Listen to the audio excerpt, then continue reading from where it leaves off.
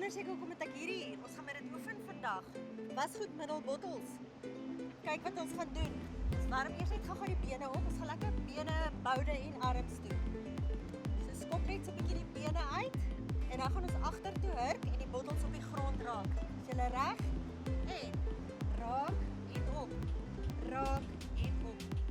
Af. Julle sal sien my been agter is reguit. Af. Dan kan 'n mens lekker diep buig. So my bottels is gevul met water, maar as jy onfiks is en nog nie so sterk is nie, hoef jy dit nie met gewigte te doen nie. Of jy kan dit net half vul met water of sand.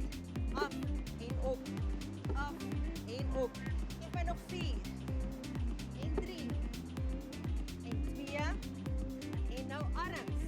En uit en in. Hierdie werk baie lekker om die triceps vir hierdie agterste deel van die boarms. Op en af. Lig. Daai dele wat so wapper as mens vir iemand waai. So maak reguit en buig. Reguit en buig. Ons berei ons liggaam voor die vakansie wat voor